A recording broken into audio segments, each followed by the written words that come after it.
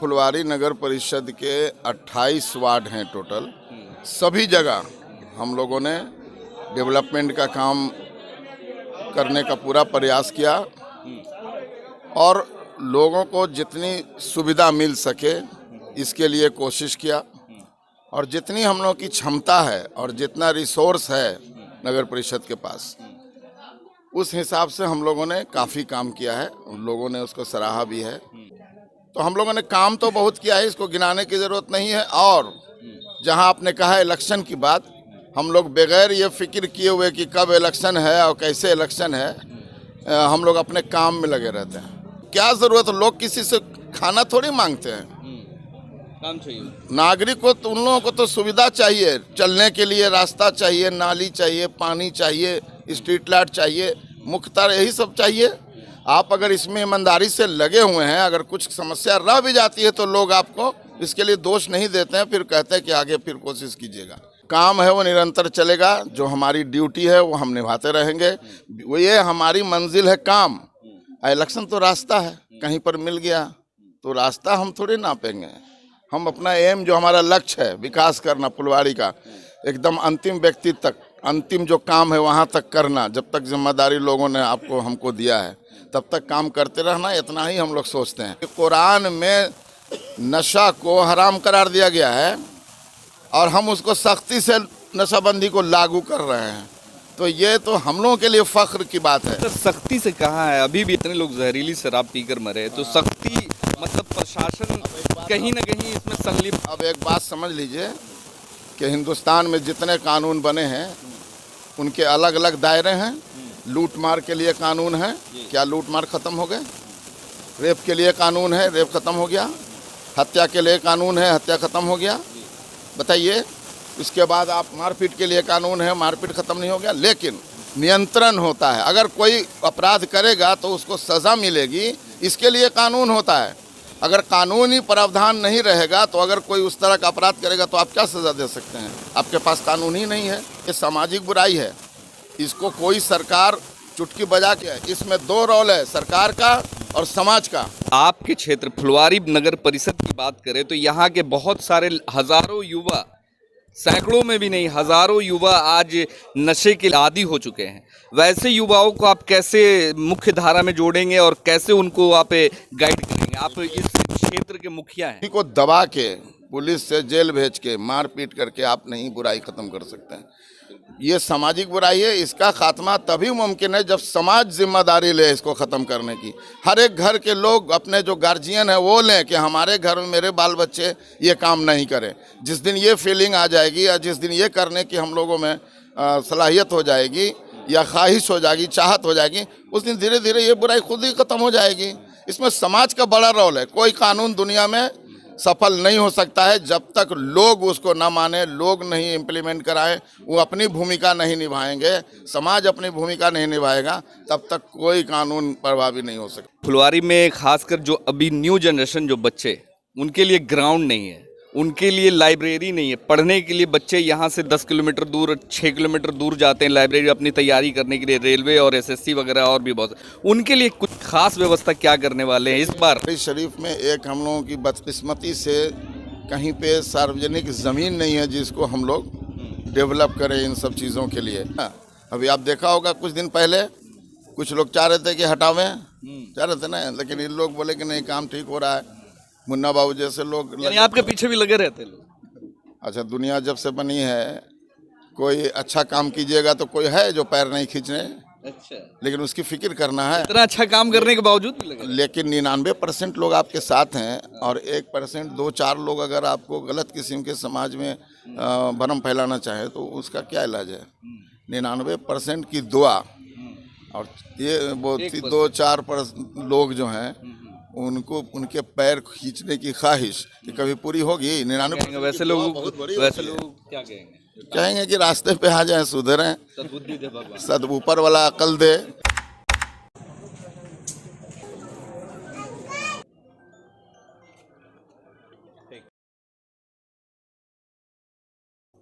तो अभी 22 number ward के गली उद्घाटन फुलवारी नगर परिषद के अध्यक्ष जनाब आफ्ताब आलम ने किया है। आपने देखा जैसा तो हम अभी यहाँ पे आफ्ताब आलम जी से पूछेंगे। सर ये बताइए कि आने वाला है इलेक्शन, नगर परिषद का इलेक्शन होने वाला है फिर से, क्या क्या काम ऐसा बाकी रह गया है 5 सालों में? पिछले 25 साल से तो आप इस क्षेत्र के चेयरमैन हैं और काफ़ी विकास किया आपने अपने क्षेत्र में। क्या क्या कुछ और करना बाकी रह गया अपने क्षेत्र के लिए, अपने फुलवारी नगर परिषद के लिए? देखिए, हम लोग जब से हम लोगों को जिम्मेदारी मिली है तब से फुलवारी नगर परिषद के 28 वार्ड हैं टोटल। सभी जगह हम लोगों ने डेवलपमेंट का काम करने का पूरा प्रयास किया और लोगों को जितनी सुविधा मिल सके इसके लिए कोशिश किया, और जितनी हम लोगों की क्षमता है और जितना रिसोर्स है नगर परिषद के पास, उस हिसाब से हम लोगों ने काफ़ी काम किया है। उन लोगों ने उसको सराहा भी है। लेकिन बात यह है कि समस्या तो दिन रात बढ़ती जाती है ना। जैसे अभी हम लोगों ने कहीं काम किया, आगे फिर कोई कॉलोनी बनी, कोई गली बसी, तो वो बढ़ता जाता है। कहीं ये एंडलेस जॉब है, कभी ख़त्म नहीं होने वाला है ना। एक्सपेंशन होता जाता है इलाका का, तो समस्या नई नई बढ़ती जाती है। तो हम लोगों ने काम तो बहुत किया है, इसको गिनाने की ज़रूरत नहीं है। और जहां आपने कहा इलेक्शन की बात, हम लोग बगैर ये फिक्र किए हुए कि कब इलेक्शन है और कैसे इलेक्शन है, हम लोग अपने काम में लगे रहते हैं। काम में लगे, और लोग काम चाहते हैं। लोग चाहते हैं कि काम करे, तो उनको क्या ज़रूरत है? लोग किसी से खाना थोड़ी मांगते हैं। काम चाहिए नागरिक को, तो उन लोगों को तो सुविधा चाहिए, चलने के लिए रास्ता चाहिए, नाली चाहिए, पानी चाहिए, स्ट्रीट लाइट चाहिए, मुख्यतः यही सब चाहिए। आप अगर इसमें ईमानदारी से लगे हुए हैं, अगर कुछ समस्या रह भी जाती है तो लोग आपको इसके लिए दोष नहीं देते हैं, फिर कहते हैं कि आगे फिर कोशिश कीजिएगा। अभी भी बहुत सारे वार्ड में कुछ कुछ काम ऐसा बाकी रह गया है और इलेक्शन को लगभग 2 से 3 महीना बच गया है। तो क्या लगता है कि 2-3 महीने में जो बचे हुए काम हो जाएंगे? हमने आपको कहा कि काम को इलेक्शन से कोई लेना देना नहीं है, कोई लेना देना नहीं। जो काम है वो निरंतर चलेगा, जो हमारी ड्यूटी है वो हम निभाते रहेंगे। वो ये हमारी मंजिल है काम। इलेक्शन तो रास्ता है, कहीं पर मिल गया तो रास्ता हम थोड़ी नापेंगे।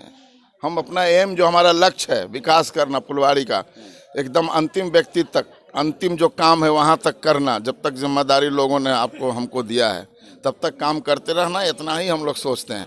बीच में इलेक्शन तो लोग खुद करेंगे, लोग खुद आपको जिम्मेदारी दे देंगे। आपको क्या मेहनत करना, लोग देखेंगे कि ये काम कर रहे हैं तो आपको खुद ही फिर से जिम्मेदारी देंगे कि आप ही कीजिए, अच्छा कर रहे हैं।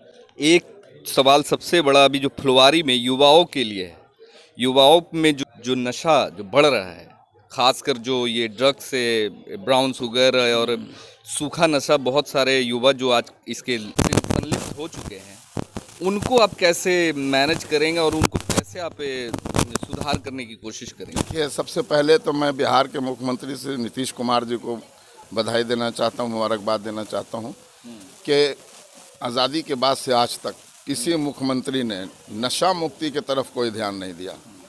और यही एक सरकार है, नीतीश कुमार की सरकार, जिसने नशा मुक्ति की तरफ ध्यान दिया है और सख्त कदम उठाए हैं।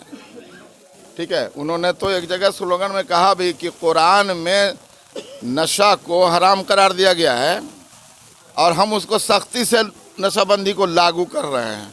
तो ये तो हम लोगों के लिए फख्र की बात है। तो सख्ती से कहाँ है? अभी भी कितने लोग जहरीली शराब पीकर मरे, तो सख्ती मतलब प्रशासन कहीं ना कहीं इसमें संलिप्त। अब एक बात समझ लीजिए कि हिंदुस्तान में जितने कानून बने हैं उनके अलग अलग दायरे हैं। लूट मार के लिए कानून है, क्या लूट मार ख़त्म हो गए? रेप के लिए कानून है, रेप ख़त्म हो गया। हत्या के लिए कानून है, हत्या ख़त्म हो गया। बताइए, उसके बाद आप मारपीट के लिए कानून है, मारपीट ख़त्म नहीं हो गया। लेकिन नियंत्रण होता है, अगर कोई अपराध करेगा तो उसको सज़ा मिलेगी, इसके लिए कानून होता है।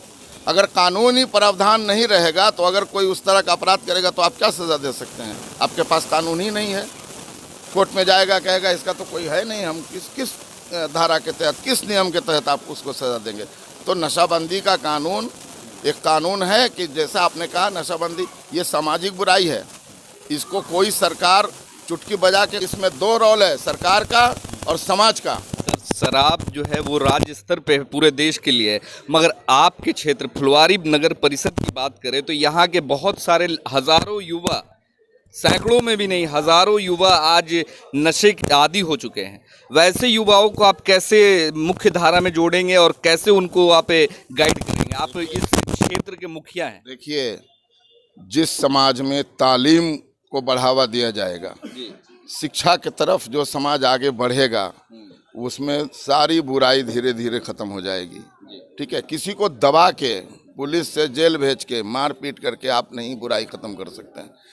ये सामाजिक बुराई है, इसका खात्मा तभी मुमकिन है जब समाज जिम्मेदारी ले इसको ख़त्म करने की। हर एक घर के लोग अपने जो गार्जियन है वो लें कि हमारे घर में मेरे बाल बच्चे ये काम नहीं करें। जिस दिन ये फीलिंग आ जाएगी या जिस दिन ये करने की हम लोगों में सलाहियत हो जाएगी या ख्वाहिश हो जाएगी, चाहत हो जाएगी, उस दिन धीरे धीरे ये बुराई खुद ही ख़त्म हो जाएगी। इसमें समाज का बड़ा रोल है। कोई कानून दुनिया में सफल नहीं हो सकता है जब तक लोग उसको ना माने, लोग नहीं इम्प्लीमेंट कराएं, वो अपनी भूमिका नहीं निभाएंगे, समाज अपनी भूमिका नहीं निभाएगा, तब तक कोई कानून प्रभावी नहीं हो सकता। और एक खास कोई सवाल ये सर कि फुलवारी में खासकर जो अभी न्यू जनरेशन जो बच्चे, उनके लिए ग्राउंड नहीं है, उनके लिए लाइब्रेरी नहीं है। पढ़ने के लिए बच्चे यहाँ से 10 किलोमीटर दूर, 6 किलोमीटर दूर जाते हैं लाइब्रेरी अपनी तैयारी करने के लिए, रेलवे और एसएससी वगैरह और भी बहुत। उनके लिए कुछ खास व्यवस्था क्या करने वाले हैं इस बार? देखिए, तालीम का मैंने नाम लिया था, तो फुलवारी शरीफ में एक हम लोगों की बदकिस्मती से कहीं पे सार्वजनिक ज़मीन नहीं है जिसको हम लोग डेवलप करें इन सब चीज़ों के लिए। हमारे पास पैसा अलॉटमेंट मौजूद है प्लेग्राउंड के लिए, लाइब्रेरी के लिए, इन सब चीज़ों के लिए हमारे पास अलॉटमेंट है, हम कर सकते हैं। एक दो जगह हम लोगों ने लाइब्रेरी का छोटा छोटा भवन बनाया भी है, लाल मियाँ की दरगाह में भी बनाया है, ईसापुर में भी बनाया है लाइब्रेरी भवन। तो और जहाँ जगह लोग उपलब्ध कराएंगे, हमारे माननीय जो पार्षद लोग हैं या कोई दूसरे साथी किसी इलाके के अगर नगर परिषद क्षेत्र में जगह है तो हम लोग लाइब्रेरी का इंतजाम करेंगे, इसमें हम लोग तत्पर हैं। चेयरमैन है, नगर परिषद के अध्यक्ष है, आप मुखिया हैं, परिवार के एक बड़े मुखिया में आते हैं, सबसे बड़े मुखिया हैं, तो ये आपके छोटे मेंबर में आते हैं, परिवार के छोटे मेंबर में। तो इनका काम कैसा है, मुन्ना भाई का, मुमताज़ भाई का? आपने उल्टी बात कही। बड़ा बनाने वाला होता है, तो जितने पार्षद हैं वही बड़े हैं, आप गार्जियन बनाते हैं, गार्जियन है, वो लोग अपनी जिम्मेदारी हमको देते हैं, है ना, कि आप इसको कीजिए, और जहाँ नहीं किया तो कान पकड़ के हटाने का भी प्रावधान रहता है ना। अभी आप देखा होगा कुछ दिन पहले कुछ लोग चाह रहे थे कि हटावें, चाह रहे थे ना, लेकिन इन लोग बोले कि नहीं काम ठीक हो रहा है। मुन्ना बाबू जैसे लोग आपके पीछे भी लगे रहते लोग। अच्छा, दुनिया जब से बनी है, कोई अच्छा काम कीजिएगा तो कोई है जो पैर नहीं खींचने, अच्छा, लेकिन उसकी फिक्र करना है। इतना अच्छा काम करने के बावजूद भी लगे। लेकिन 99% लोग आपके साथ हैं और 1% 2-4 लोग अगर आपको गलत किस्म के समाज में भ्रम फैलाना चाहे तो उसका क्या इलाज है? 99% की दुआ और ये बहुत 2-4 लोग जो हैं उनको उनके पैर खींचने की ख्वाहिश कि कभी पूरी होगी। 99% वैसे लोग क्या कहेंगे कि रास्ते पे आ जाएं, सुधरें, सद्बुद्धि दे भगवान, सद ऊपर वाला अकल दे, समझ दे, समाज में अपनी अच्छी भूमिका, पॉजिटिव रोल अदा करने की सलाहियत दे, उनको समझ दे कि अपने समाज में पॉजिटिव रोल अदा करें। चलिए, बहुत बहुत शुक्रिया। तो हमारे साथ में नगर परिषद के अध्यक्ष थे जनाब आफ्ताब आलम, जिन्होंने बहुत ही बेबाकी से सारे सवालों का जवाब दिया और कहा कि बेहतर विकास होगा आने वाले वक्त में, फुलवारी के लिए, फुलवारी के युवाओं के लिए बेहतर विकास करेंगे। चैनल को सब्सक्राइब नहीं किया तो सब्सक्राइब कर ले द इंडिया को, हमारे फेसबुक पेज को फॉलो करें, लाइक करें, शेयर जरूर करें। तब तक के लिए जय हिंद, जय भारत।